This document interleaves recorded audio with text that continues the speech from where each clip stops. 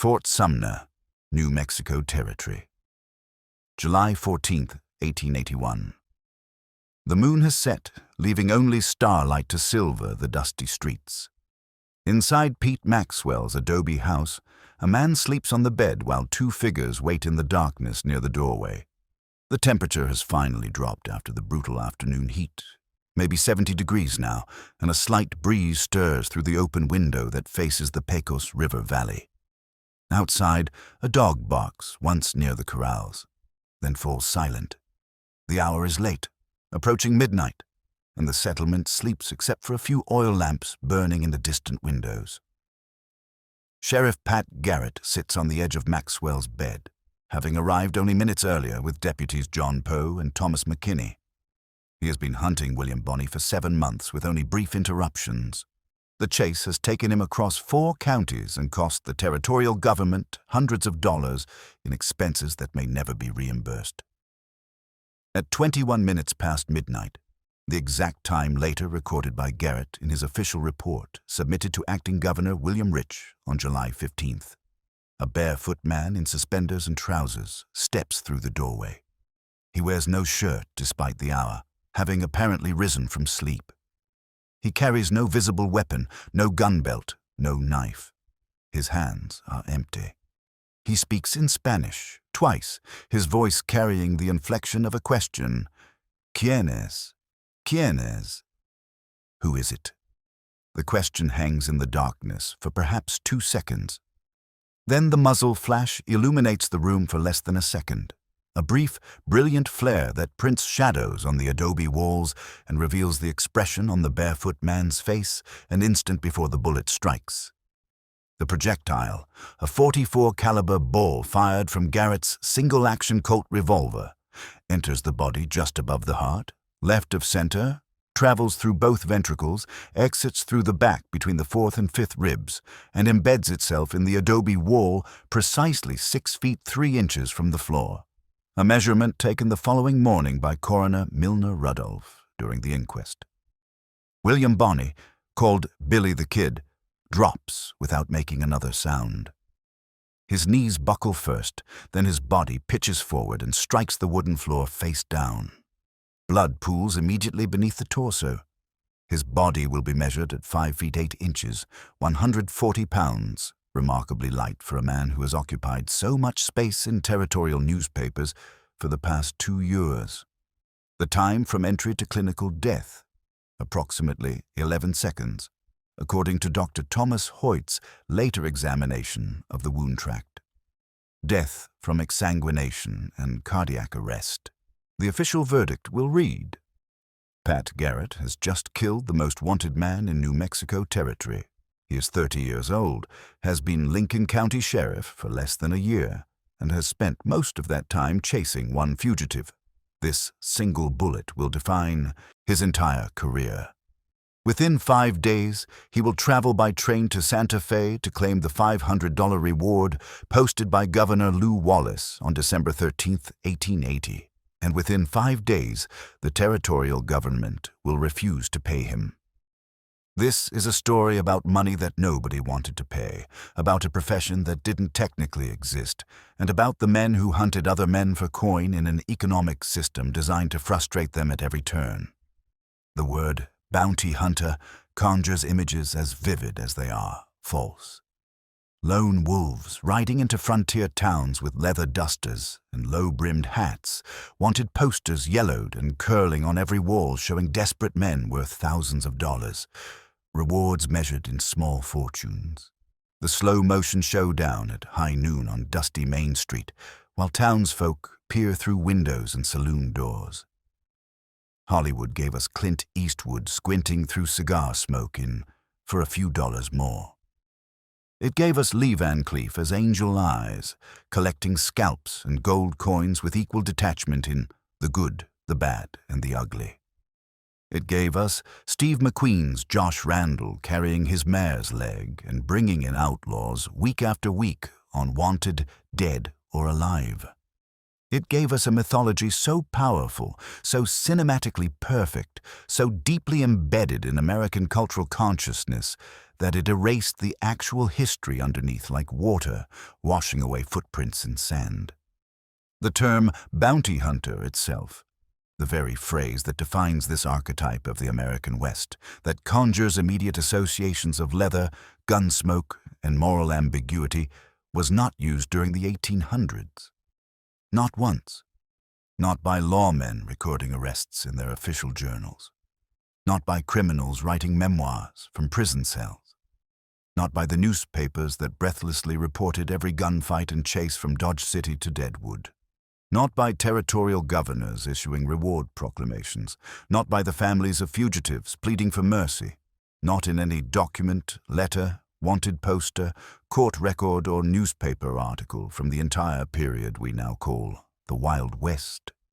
The earliest citation in the legal and historical record, verified by the Merriam-Webster Dictionary's etymology team after exhaustive research through digitized newspaper archives, comes from June 11, 1953, in a syndicated newspaper serial called Saga of a Western Gun Hawk, written by Norman A. Fox for distribution to small-town papers across the Midwest.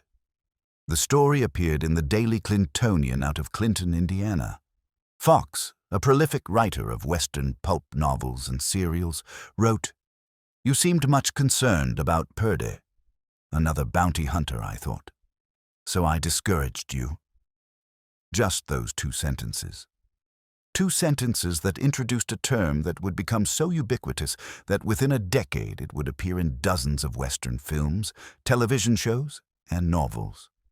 Within 2 decades, it would be assumed to be historical. The year was 1953. Jesse James had been dead for 71 years. Billy the Kid for 72. Butch Cassidy had disappeared in South America in 1908. The Wild West had become the Old West, had become history, had become mythology, and Hollywood, along with pulp novelists and television producers, had begun the patient work of transforming messy, complicated, economically driven reality into clean mythology, with clear heroes and villains.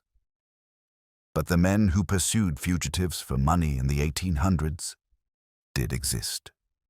They left behind ledgers and letters, arrest warrants and payment vouchers, newspaper reports and court records, territorial expense reports and federal disbursement logs. They left behind numbers, columns of figures inked in careful script. And the numbers tell a different story than the movies do.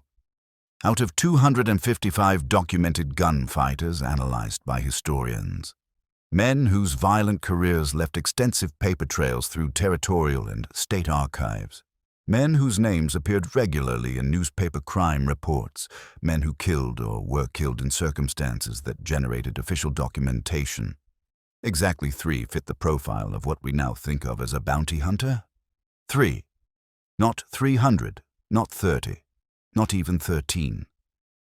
3 men out of 255 professional gunfighters whose careers have been extensively documented by academic historians spent a significant portion of their working lives tracking fugitives specifically for reward money as their primary source of income.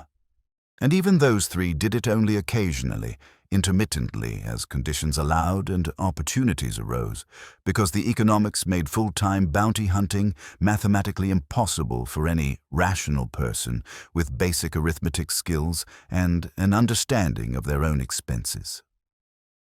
The average reward posted in the early 1870s, and we know this from analysis of thousands of wanted posters, territorial proclamations, and newspaper advertisements preserved in historical archives, was approximately $100. $100 in 1872 currency. To understand what that meant in practical terms, we need to calculate not just inflation, but purchasing power. $100 in 1872 had the purchasing power of approximately $2,600 in 2025 currency, accounting for changes in the Consumer Price Index. That doesn't sound like nothing. It sounds like decent money for a single job. But context changes everything. A skilled carpenter in Kansas City earned approximately $3 per day in 1872, working 6 days per week. That's $72 per month, $864 per year. A railroad worker earned similar wages, perhaps slightly more if he worked dangerous jobs like grading or bridge construction. A cowboy driving cattle up the Chisholm Trail earned $25 to $40 per month plus food. A farm laborer earned even less, perhaps $15 to $20 per month during harvest season. By those standards, a $100 reward looks substantial. It represents more than a month's wages for most working men. But here's where the comparison breaks down. Those working men received that income reliably, predictably, monthly. A bounty hunter received nothing until he captured someone, and that took time. Lots of time and money. Consider a hypothetical pursuit. A fugitive kills a man in Abilene, Kansas, in March 1873. The local Merchants Association posts a $100 reward. A would-be bounty hunter hears about the reward and begins his search. The fugitive has a 2-week head start and could be anywhere within a 500-mile radius. The hunter must travel through multiple counties, asking questions in saloons and general stores, buying meals and lodging, replacing horseshoes when his mount goes lame, purchasing oats when prairie grass isn't sufficient. He follows false leads. He backtracks when informants mislead him. He waits for days in small towns, hoping the fugitive will pass through. 2 months into the search, he finally gets solid information. The fugitive is working under an alias at a cattle ranch near Dodge City. The hunter travels there, confirms the identity, and makes the arrest. Now he must transport his prisoner, possibly injured, certainly hostile, always looking for chances to escape, 120 miles back to Abilene. That journey takes 4 days minimum, longer if weather turns bad or if the prisoner causes trouble. Upon arrival, the hunter presents his prisoner to the county sheriff, who verifies identity and transfers custody. Then the hunter makes his claim for the reward. The Merchants Association treasurer examines the wanted poster, checks that all conditions have been met, and authorizes payment. If everything goes smoothly, if there are no disputes about identity, no questions about whether the capture was legal, no other parties claiming they provided essential information, the hunter receives his $100 approximately 3 months after he started the search. 3 months of full-time work, constant expenses, significant risks. That $100, which looks so good on the wanted poster, now works out to roughly $33 per month. Less than what a cowboy makes. And unlike the cowboy, the hunter had to pay all his own expenses along the way: food, lodging, horse care, ammunition, equipment repairs. The math gets worse when you factor in time. The pursuit of a single fugitive could consume weeks, months, years. John Riley Duncan spent nearly 5 months working undercover just to locate John Wesley Hardin before the final capture required additional weeks of travel from Texas to Florida and back. Pat Garrett hunted Billy the Kid on and off for more than a year before finally catching up with him in that darkened room in Fort Sumner. And during all that time, the hunter had to eat, had to sleep somewhere, had to replace his worn-out boots, and his lame horse and the ammunition he fired at shadows in box canyons. Even a $500 reward, by far the exception rather than the rule, worked out to less than $3 a day if the chase ran 6 months. Farm laborers in Kansas earned more. So did railroad workers, miners, cowboys, blacksmiths, store clerks. Almost anyone with steady employment earned more than a full-time bounty hunter could reasonably expect. That's why there were no full-time bounty hunters. The profession was, by its nature, supplemental, a side income for men who already had another job. Usually that job was lawman, sheriff, marshal, town constable, deputy, Texas Ranger, Pinkerton detective, Wells Fargo agent, railroad police. These were the men who collected rewards in the American West. They collected them because they already drew a salary for catching criminals, which meant the reward was pure profit on top of their regular wages.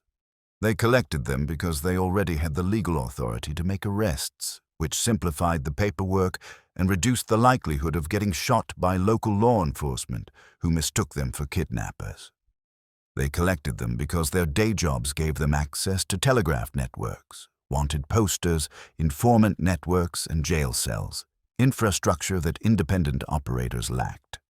In short, they collected them because the system was designed for them, not for freelancers. A marshal making $40 a month could double or triple his annual income by pursuing 1 or 2 significant fugitives per year. That was supplemental income worth chasing. But the same math looked impossible to a man with no salary, no badge, and no institutional support.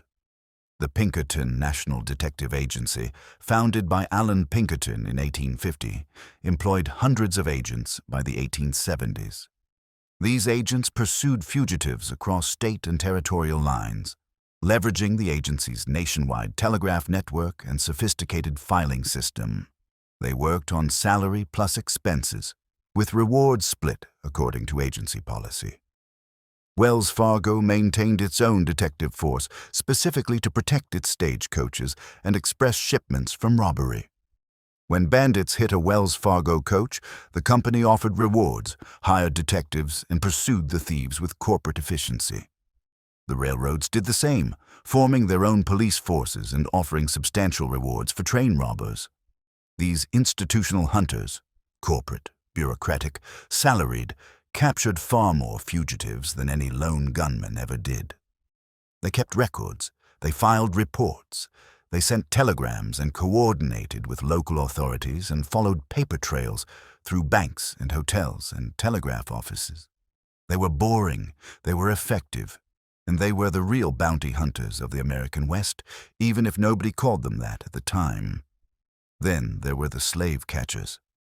Here the term bounty hunter approaches accuracy, though the vocabulary of the time used different words. Slave catcher, Negro stealer, kidnapper.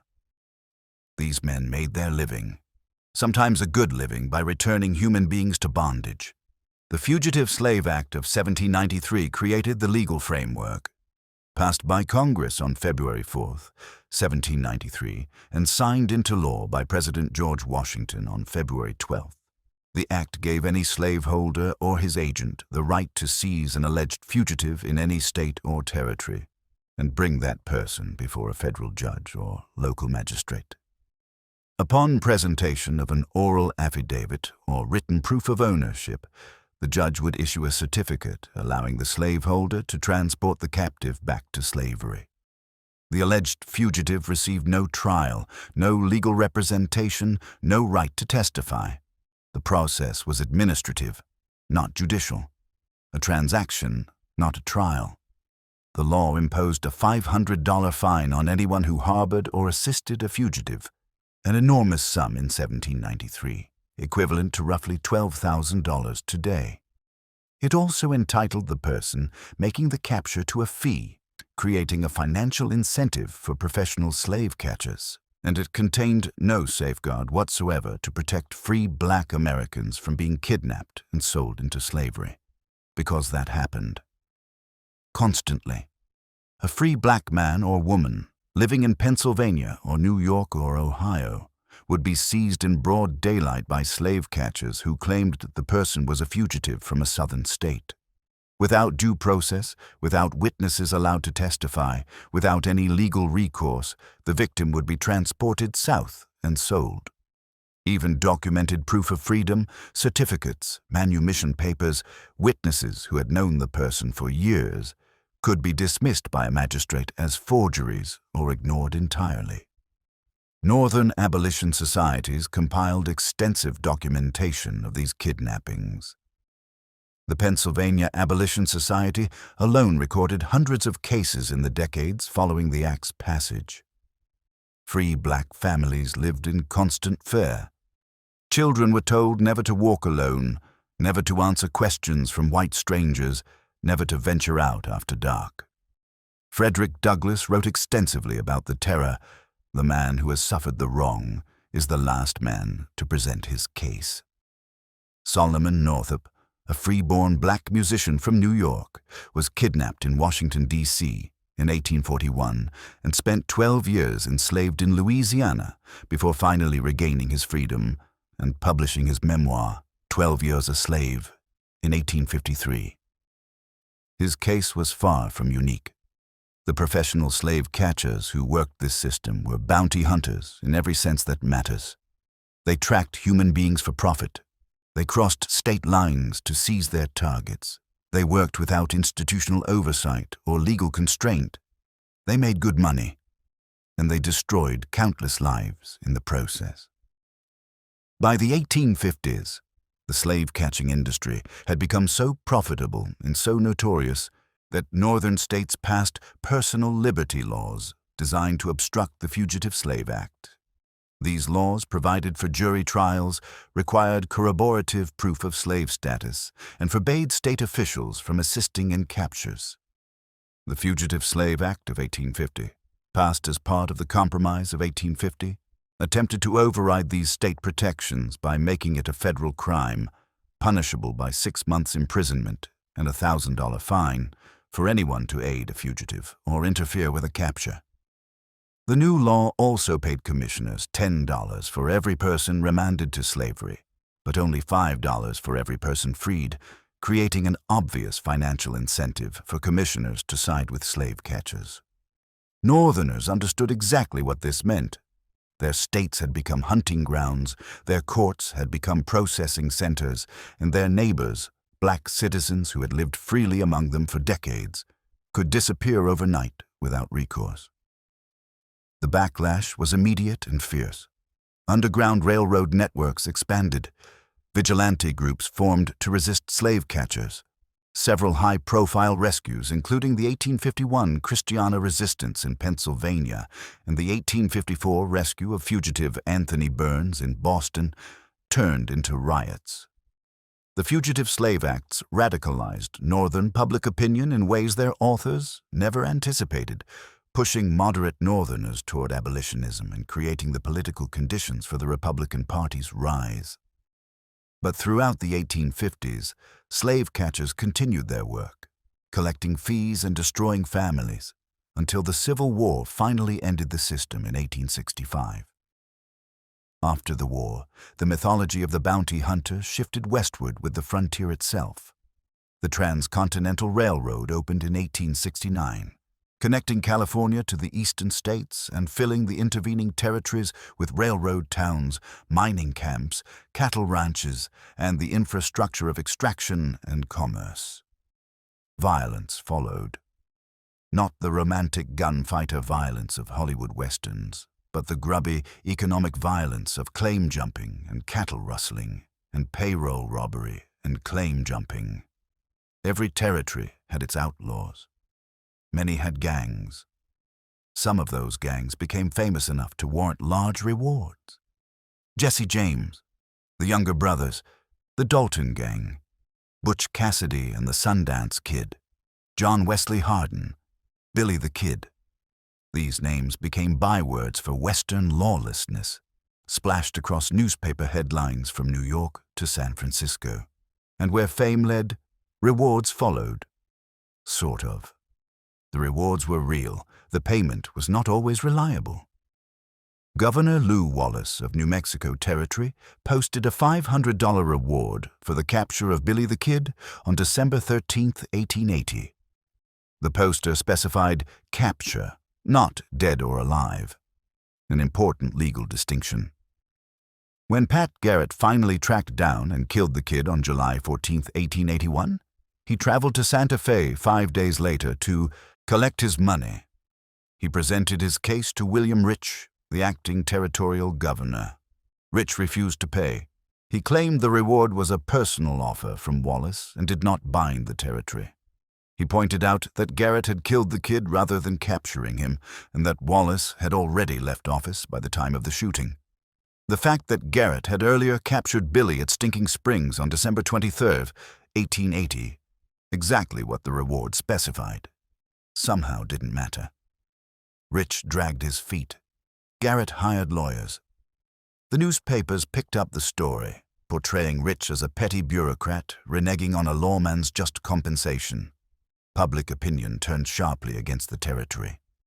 Citizens of Las Vegas, Mesilla, Santa Fe, White Oaks, and other New Mexico towns raised more than $7,000 in reward money for Garrett through public subscription. Over a year later, on July 18, 1882, 1 year and 4 days after Billy the Kid's death, the New Mexico Territorial Legislature finally passed a special act granting Garrett the $500 originally promised by Wallace. This was not an isolated incident. Payment disputes plagued the reward system throughout the West. Small-time entities, town councils, county boards, civic groups would post rewards they couldn't afford to pay, hoping to attract law enforcement attention without actually spending money.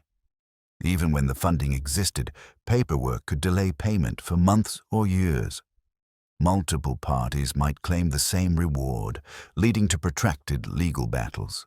And if the fugitive was killed rather than captured, authorities sometimes argued that the reward didn't apply, especially if the poster specified alive or capture. The most reliable payers were large institutions, railroads, banks, express companies, territorial or federal governments. These entities had the money and the bureaucratic infrastructure to process claims efficiently. Wells Fargo paid out thousands of dollars annually in rewards for stagecoach robbers and express thieves, earning a reputation for prompt payment that attracted lawmen to their cases. The Union Pacific Railroad offered substantial rewards for train robbers and paid them without significant delays. Federal agencies like the U.S. Marshals Service and the Secret Service also paid reliably, though their rewards tended to be smaller. But smaller jurisdictions, county sheriffs posting rewards out of local budgets, private citizens offering money from their own pockets, these were gambles. You might get paid. You might get half of what was promised. You might get nothing at all and spend more on lawyers than the reward was worth.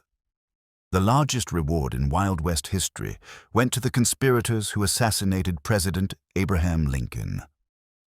On April 20th, 1865, 6 days after John Wilkes Booth shot Lincoln at Ford's Theater, Secretary of War Edwin Stanton issued a poster offering $100,000 total rewards, $50,000 for Booth, $25,000 each for John Surratt and David Herold, identified as Booth's accomplices.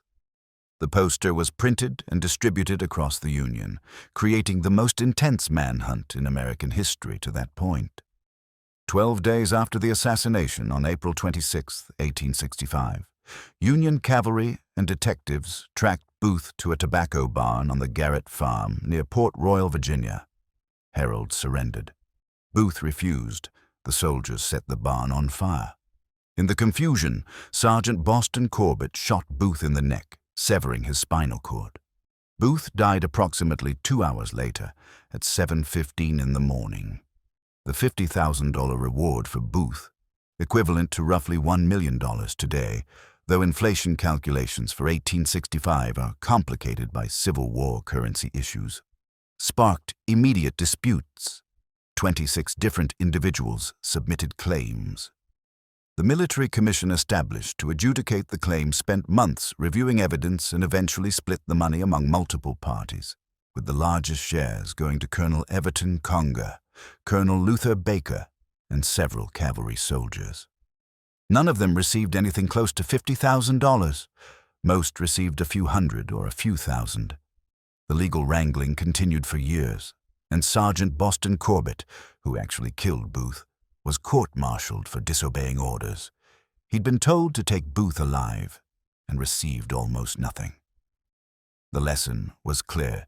Even the largest reward in American history turned into a bureaucratic nightmare that left most claimants disappointed. Jesse James carried a substantial bounty by the early 1880s. The exact amount depended on when and where you asked.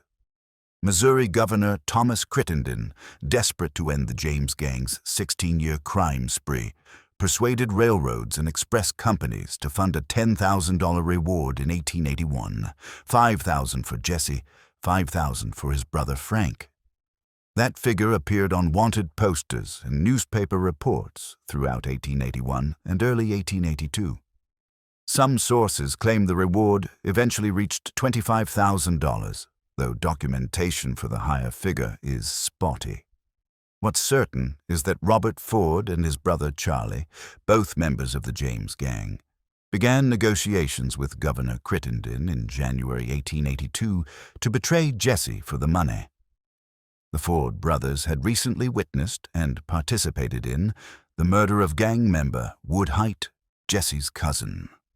Facing potential murder charges themselves, they offered Crittenden a deal, full pardons for all their crimes, plus the full reward in exchange for Jesse James, dead or alive. Crittenden agreed. On April 3, 1882, in a house in St. Joseph, Missouri, Jesse stood on a chair to straighten a crooked picture on the wall. He was unarmed, having removed his gun belt minutes earlier, something he rarely did. Robert Ford, standing behind him, pulled his revolver and shot Jesse in the back of the head. The bullet entered just behind the right ear and exited through the left eye socket. Jesse was dead before he hit the floor. He was 34 years old. The Ford brothers immediately turned themselves in, expecting hero treatment. Instead, they were charged with first-degree murder, convicted, and sentenced to hang. Governor Crittenden pardoned them 2 hours later, but the reward payment proved more complicated. The railroad and express companies that had funded the bounty argued about how to split payment between the brothers. Legal questions arose about whether killing Jesse without attempting capture violated the terms of the reward. The press turned viciously against the Fords, particularly Robert, portraying him as a coward and traitor. The Ballad of Jesse James, immortalized the contempt, but that dirty little coward that shot Mr. Howard has laid poor Jesse in his grave. Eventually, Robert Ford received a fraction of the promised reward. Sources vary, but most suggest around $500 to several $1,000s, nowhere near the full $10,000. He spent the rest of his short life trying to capitalize on his infamy, appearing in stage shows that reenacted the killing, but audiences jeered him as a backstabber. On June 8, 1892, in Creede, Colorado, a man named Edward O'Kelly walked into Ford's tent saloon with a double-barreled shotgun and shot Ford in the neck, killing him instantly. O'Kelly said Ford's back was turned. He called out, "Hello, Bob," before firing. The man who killed Jesse James died at age 30, shot in the back just like his victim. The newspapers called O'Kelly the man who killed Jesse James. O'Kelly served 7 years for manslaughter and was released. Nobody remembers him. Everybody remembers Jesse James. Then there were the cases where undercover work replaced the quick-draw shootout. John Riley Duncan, born in Kentucky in 1850, moved to Dallas, Texas in the early 1870s and found work as a police officer. By 1877, at age 27, he had earned a reputation as the best detective in the state. That summer, the Texas Rangers recruited him for a special assignment: find John Wesley Hardin. Hardin was already a legend by 1877. He claimed to have killed 40 men by his 21st birthday, almost certainly an exaggeration, but even conservative estimates put his body count above 20. He'd killed his first victim at age 15 during Reconstruction, and had spent the next decade killing his way across Texas. He'd killed during card games, during feuds, during cattle drives, on street corners, in saloons. He'd killed lawmen, outlaws, civilians, and at least one man, allegedly for snoring too loudly in a hotel room. The Texas legislature put a $4,000 bounty on him in January 1875, an enormous sum that reflected both his notoriety and the state's desperation. But Hardin had family and friends throughout Texas who warned him whenever lawmen came looking. Conventional police work wouldn't catch him. He needed to be found first, then captured. That meant undercover work, and that meant John Riley Duncan. Duncan traveled to Gonzales County, Texas, where Hardin's wife Jane had extensive family connections through her father, Neil Bowen, and her numerous siblings. He posed as a drifter looking for work, a common enough type in the cattle country of South Texas, and gradually ingratiated himself with the local community through hard work and careful conversation.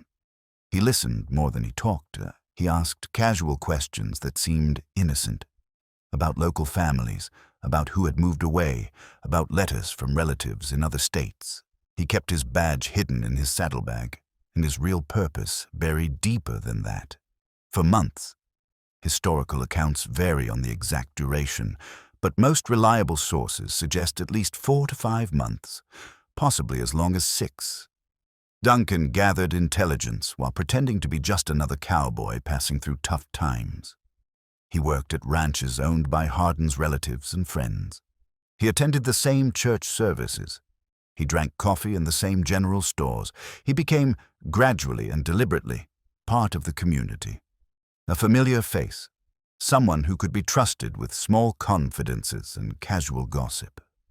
The work was slow in ways that television and movies can never capture, because boredom doesn't make good drama. Days passed with nothing happening. Duncan repaired fences, branded cattle, mucked out stables, did all the work a ranch hand does while keeping his attention focused on fragments of conversation that might reveal something useful. And it was dangerous in ways that only became apparent in retrospect. If Hardin's family or friends discovered Duncan was a lawman, they might kill him outright or simply warn Hardin, who would disappear into Mexico or further east where Texas Rangers had no jurisdiction. Duncan couldn't make arrests, couldn't reveal his identity, couldn't even send detailed telegrams without risking exposure. Every telegraph operator in every town read every message, and gossip traveled faster than horses. He lived undercover completely, maintaining his false identity every minute of every day for months, sleeping in boarding houses where he might be recognized by someone who knew the real story, working ranch jobs where a single slip of the tongue might expose him. The psychological pressure was immense. One historian who studied Duncan's career noted that he refused to be photographed for the rest of his life, paranoid that images might someday compromise his work, might end up on wanted posters or in police files where the wrong people could see them. In mid-1877, Duncan's patience paid off. He intercepted a letter from Jane Hardin's brother-in-law, Brown Bowen, to his father, Neil Bowen. How exactly Duncan gained access to this letter remains unclear. Some accounts suggest he befriended a postal clerk, others that he simply stole it from Neil Bowen's home during a social visit. Either way, the letter was innocuous on its surface, filled with mundane details about the weather and crops and health. But it mentioned that Jane sends her love, and included carefully coded references that suggested Hardin had relocated to Alabama near the Florida border and was working under an assumed name at a lumber yard. The letter writer probably thought his phrasing was subtle enough. It wasn't.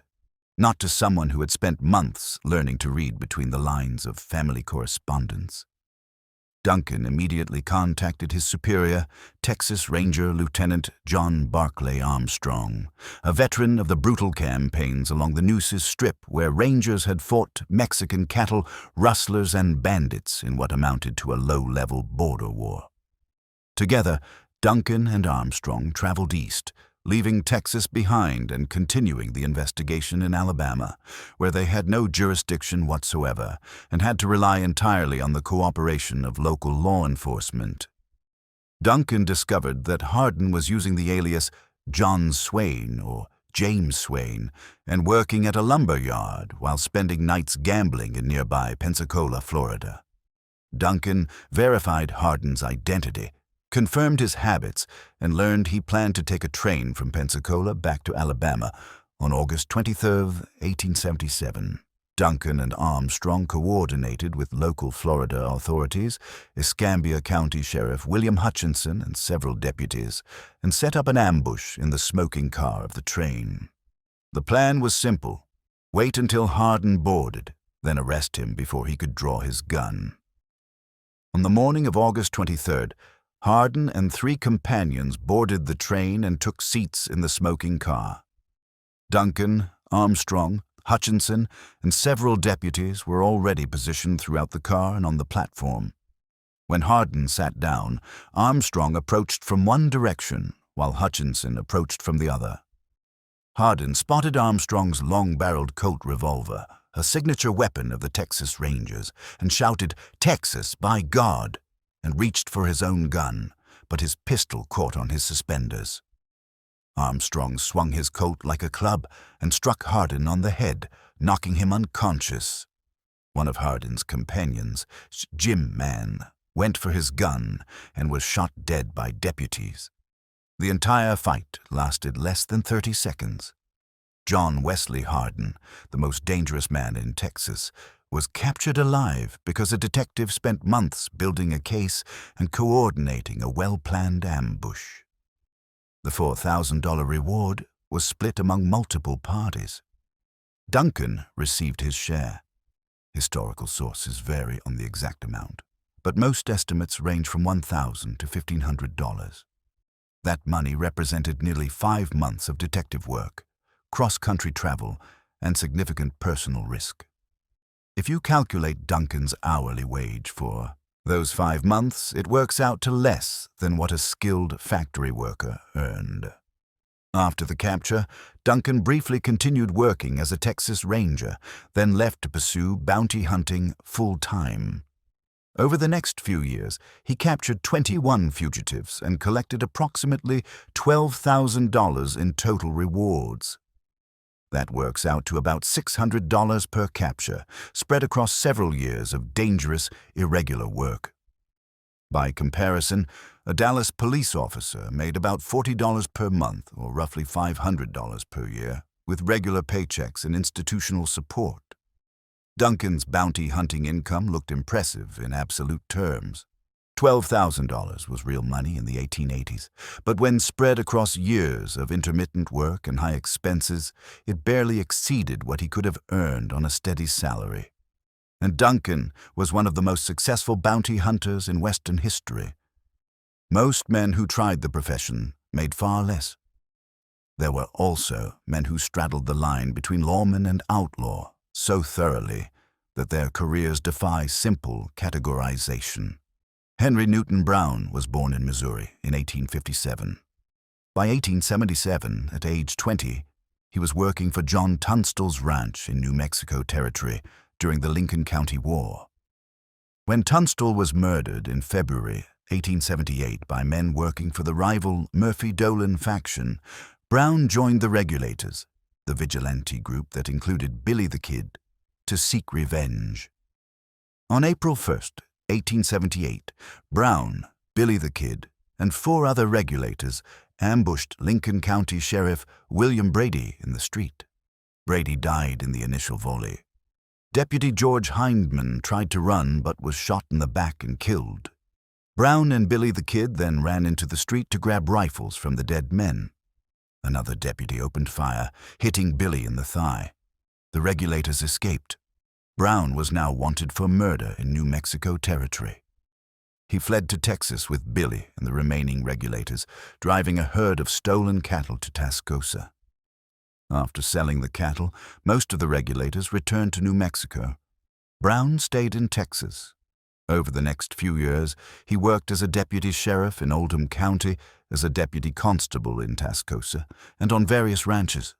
He was fired from several positions for having a violent temper and picking fights, but he was good at his job when he kept his temper in check. And by 1882, he'd built enough of a reputation that Caldwell, Kansas, a rough cattle town on the border with Indian Territory, hired him as assistant marshal. Caldwell was a violent town. The Chisholm Trail ended there, bringing thousands of cattle and hundreds of armed cowboys every season. Saloons, brothels, gambling halls, shootings were routine. The town had gone through multiple marshals, some of whom quit, some of whom were killed. Henry Newton Brown cleaned the place up. He and his deputy, Ben Wheeler, enforced the law aggressively and effectively. Violence dropped. Citizens felt safe walking the streets. Brown didn't drink, didn't gamble, didn't smoke, didn't chew tobacco. He attended the Methodist Church regularly. He was described by contemporaries as exceedingly modest and, in fact, bashful, though he had a square-set jaw, not unlike that of a bulldog. When duty called, his demeanor changed immediately.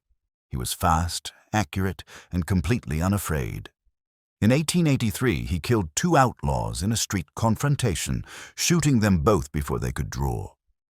The Caldwell Post praised him as one of the quickest men on the trigger in the Southwest. The grateful town council raised his salary to $125 per month, an excellent wage, and presented him with a gold-engraved Winchester rifle. On March 27, 1884, Brown married Maud Levergood, a local woman. He bought a house. He bought furniture. He appeared to have settled into respectable life. But he was living beyond his means, running up debts he couldn't pay on a marshal's salary. On April 30th, 1884, barely a month after his wedding, Brown approached his deputy, Ben Wheeler, with a plan. They would rob the bank in Medicine Lodge, Kansas, a small town about 50 miles from Caldwell. Wheeler agreed. They recruited 2 more men, William Smith and John Wesley, both former outlaws. Under the pretense of traveling to Oklahoma to apprehend a murderer, Brown and Wheeler left Caldwell, met up with Smith and Wesley, and rode to Medicine Lodge. At 9 o'clock on the morning of April 30th, the 4 men entered the Medicine Lodge Bank. Brown carried his gold-engraved Winchester, the gift from the citizens of Caldwell. He pointed it at the bank president, E.W. Payne, and demanded cash. Payne reached for his revolver. Brown shot him in the chest. The bank clerk, George Garrett, ran for the vault and triggered the combination lock, sealing the safe. Wheeler shot Garrett twice. Both bank employees died within minutes. The robbers fled empty-handed. A clerk from a nearby store had heard the shots and triggered the town alarm. Within seconds, 12 cowboys who'd been in a stable across the street grabbed their rifles and gave chase. The robbers made it about 2 miles before one of their horses gave out. They tried to make a stand in a rocky canyon but were pinned down by rifle fire in cold rain. After a 2-hour siege, they surrendered. The citizens of Medicine Lodge were shocked to learn the robbers included Brown and Wheeler, both known as lawmen. The 4 prisoners were taken to the town jail, photographed, given a meal, and allowed to write letters to their families. Brown wrote to his wife, "Darling wife, I'm in jail here. 4 of us tried to rob the bank here, and 1 man shot one of the men in the bank. I want you to come and see me as soon as you can. I will send you all of my things and you can sell them, but keep the Winchester. It is hard for me to write this letter, but it was all for you, my sweet wife, and for the love I have for you. Do not go back on me. If you do, it will kill me. Be true to me as long as you live, and come to see me if you think enough of me." Outside the jail, a mob gathered. Shortly after 9 o'clock that night, the mob overpowered the sheriff and opened the cell doors. The prisoners tried to run. Brown made it about 20 feet before multiple men opened fire with shotguns and rifles. He was hit by at least 9 loads of buckshot and died immediately. Wheeler was wounded but caught. He, Smith, and Wesley were dragged to a nearby elm tree and hanged. The Medicine Lodge Cresset summarized the event. A murder and attempted bank robbery, which, for cold-bloodedness and boldness of design, was never exceeded by the most famous exploits of the James Gang. Henry Newton Brown had spent 6 years as a lawman, earning respect and a good salary. He threw it all away for a bank robbery that netted $0 and left 2 men dead. His widow honored his request and kept the Winchester. Later, unable to bear the reminder, she gave it away.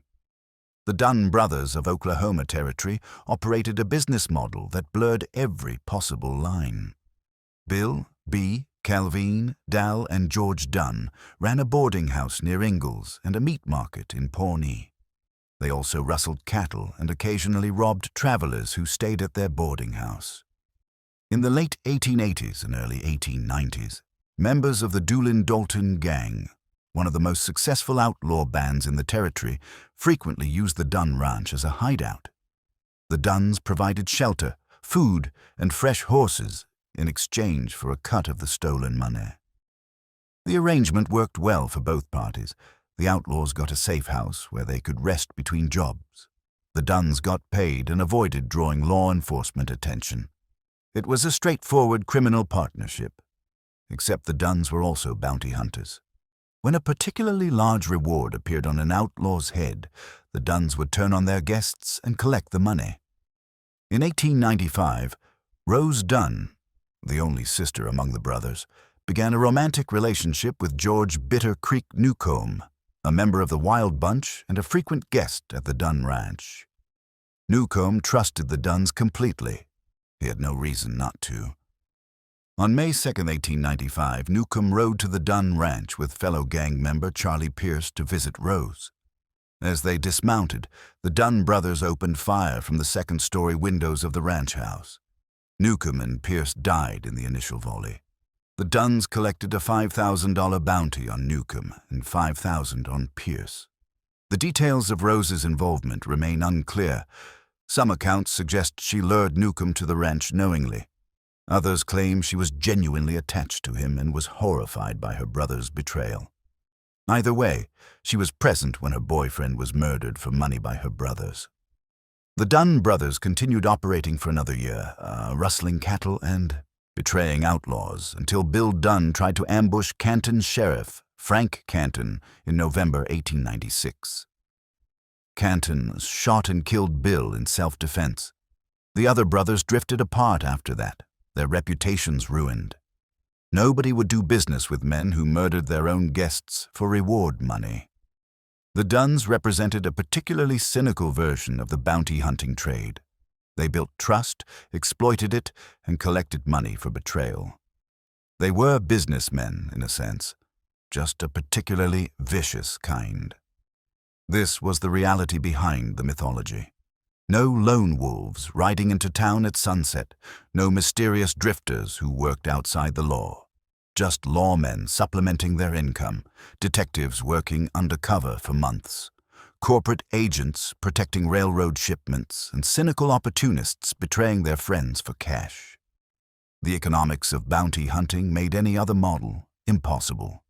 A man working alone, without a salary, without institutional support, could not sustain himself on reward money. The sums were too small, the captures too infrequent, the payments too unreliable, and the dangers were enormous. Tracking a wanted man meant riding into unfamiliar territory where the fugitive might have friends, family, or allies willing to kill to protect him. It meant confronting armed men who had already demonstrated a willingness to use violence. It meant dealing with local sheriffs who might resent outside interference or demand a share of the reward. It meant weeks or months of expenses with no guarantee of success. A shrewd man with a gun and a wanted poster could make more money working as a ranch hand or a store clerk or a freighter. The math was unforgiving. So where did the mythology come from? How did Hollywood's lone bounty hunter become so deeply embedded in American culture that the actual history disappeared underneath it? Partly from dime novels and newspaper serials written in the 1890s and early 1900s, after the frontier had closed and nostalgia had begun softening the brutal edges of Western expansion.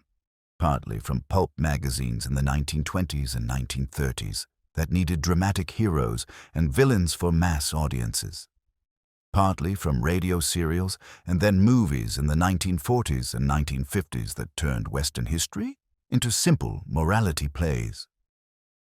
Norman A. Fox's 1953 newspaper serial Saga of a Western Gun Hawk introduced the term bounty hunter to popular culture.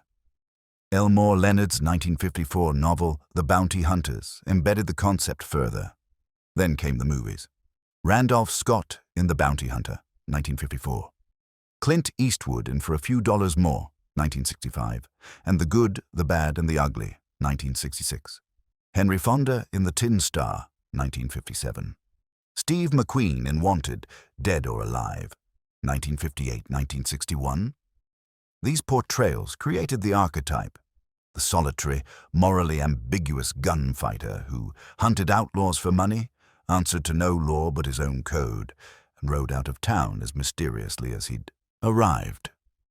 The archetype was compelling precisely because it simplified history into mythology. Reality was messy, bureaucratic, morally complicated. Mythology was clean. You could root for Clint Eastwood because his character existed outside the compromised institutions of civilization. He was pure individualism, pure self-reliance, pure American frontier spirit. Never mind that the real bounty hunters were town marshals, collecting supplemental income, or corporate detectives protecting railroad profits. Never mind that the rewards were usually less than a good month's wages for skilled labor. Never mind that the most successful bounty hunters were actually undercover detectives who spent months building cases and coordinating with local law enforcement. The mythology worked because it told audiences what they wanted to believe about the American West, that justice could be personal, that individualism could triumph over corruption, that one man with a gun and a code could change the world. But the real West was different. Justice was institutional, bureaucratic, often corrupt, frequently ineffective, and always complicated by economics and politics. Individualism got you killed, or if you were lucky, earned you a marshal's salary of $40 a month, plus whatever rewards you could collect on the side. One man with a gun couldn't change anything. You needed telegraph networks and railroad schedules and federal warrants and coordination between multiple jurisdictions. You needed paperwork. The real West was boring in exactly the ways mythology couldn't tolerate. So the mythology replaced it, layer by layer, until even historians had to excavate through decades of accumulated fiction to find the ledgers and court records and payment vouchers that told the actual story. Those documents show a few things clearly. Bounty hunting as a full-time profession did not exist in the American West. Rewards existed. Fugitives existed. Men who hunted fugitives for money existed. But they had other jobs. They were lawmen or detectives or railroad agents or slave catchers, and they pursued fugitives as part of their regular duties or as side income.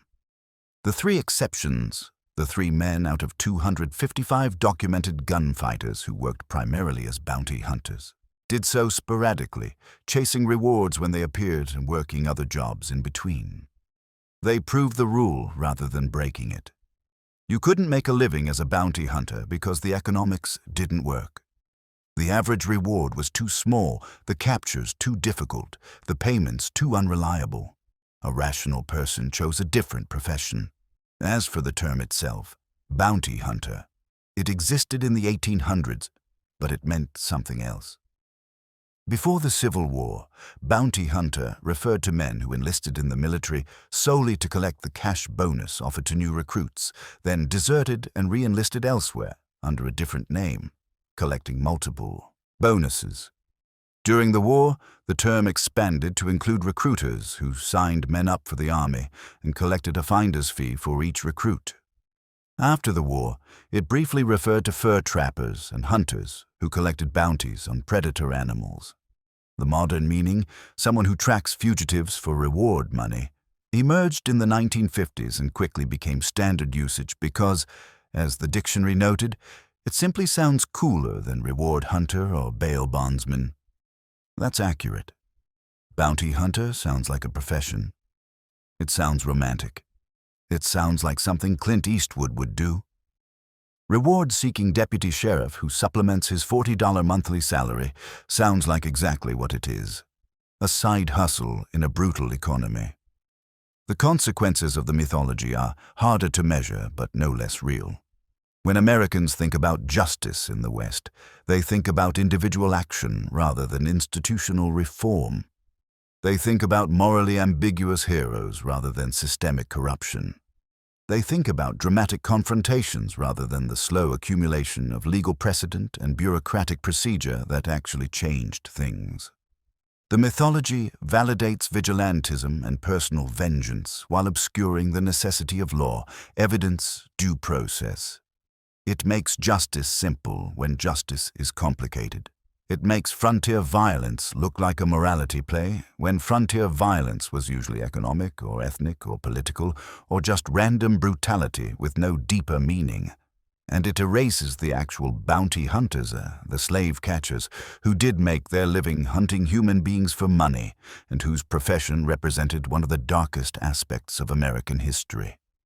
The Fugitive Slave Acts of 1793 and 1850 created a system where professional hunters tracked black Americans for profit, destroyed families, kidnapped free citizens, and perpetuated the machinery of enslavement with legal sanction and financial reward. Those men were bounty hunters in every sense that matters. They worked for cash rewards, paid per capture. They crossed state lines to seize their targets. They operated with legal authority but minimal oversight. They caused immeasurable suffering. They got paid. But Hollywood never made them the heroes of Westerns. Hollywood never portrayed the slave catcher as the archetypal American individualist, the lone man with a code who answered to nobody but himself. Because slave catchers were what bounty hunters actually were when the profession existed in its purest form, hired thugs who hunted human beings for money and wrapped their cruelty in legal language about property rights and constitutional obligations. The mythology preferred the lone gunman, the quick draw, the showdown at high noon, the man who brought outlaws to justice and rode out of town before anyone could thank him. It preferred to ignore the fact that bringing people to justice for profit often meant destroying innocent lives, that the outlaws were sometimes just poor men stealing food or escaped slaves seeking freedom, that the heroic capture might involve beating, kidnapping, or murder, and that the entire system was designed to protect economic interests rather than human rights.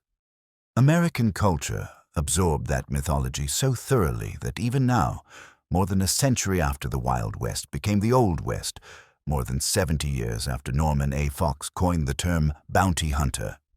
In a throwaway line in a pulp cereal, the image persists with remarkable power.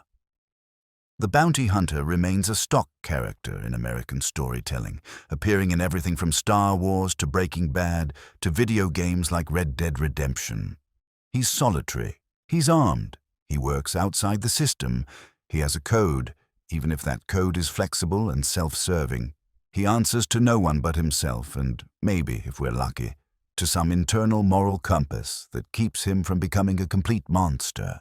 And audiences love him precisely because he represents a fantasy of American individualism taken to its logical extreme.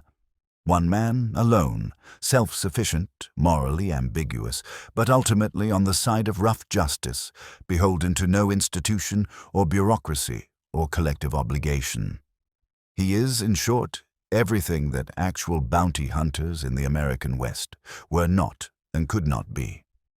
Because in the real West, the man who tried to work alone, without institutional support, without a salary, without the backing of railroads or detective agencies or territorial governments, simply starved. The economics didn't work. The mythology is beautiful. The history is not. But the history is real, documented in fading ink on yellowed papers in county archives and state historical societies, in ledger books recording payments and denials of payment, in letters from lawmen begging territorial governors to honor their promises, in wanted posters offering pittances for dangerous men, in newspaper articles about slave catchers dragging free black citizens into bondage, in all the mundane paperwork that accumulates when humans create systems to control other humans through violence and call it law.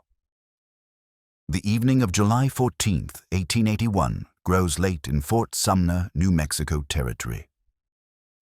Pat Garrett sits in the darkness of Pete Maxwell's bedroom, having asked Maxwell about Billy the Kid's whereabouts. He doesn't know that Billy is staying in the house, sleeping in a nearby room. When Billy wakes after midnight and walks barefoot toward Maxwell's bedroom to ask about food, he doesn't recognize the two figures on Maxwell's porch, Garrett's deputies. He doesn't see Garrett sitting in the darkened bedroom until it's too late. He asks, in Spanish, "Who's there?" Garrett fires once. Billy the Kid dies almost instantly. 5 days later, Garrett travels to Santa Fe to collect his $500 reward and is told the territorial government won't pay. It will take more than a year, a public outcry, and a special legislative act before Garrett finally receives the money promised for a capture he made 6 months before the killing. The rifle Billy the Kid was supposedly carrying when he was shot, the rifle mentioned in Garrett's official report to justify the shooting, was never found. Some historians suspect Garrett shot an unarmed man in a darkened room and called it justice. Others argue Billy was armed and dangerous, and Garrett had no choice. The truth died with Billy in that room. What survived was the story, and the story became mythology, and the mythology erased everything else. John Riley Duncan died on November 16, 1911 at age 61 when he lost control of his automobile on a rough road south of Dallas. His tombstone reads, "Dallas policeman, Texas Ranger, and Dallas detective. Got Wes Hardin, August 23, 1877. No photographs of Duncan exist.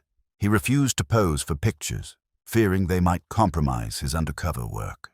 The most successful bounty hunter in Texas history is now invisible.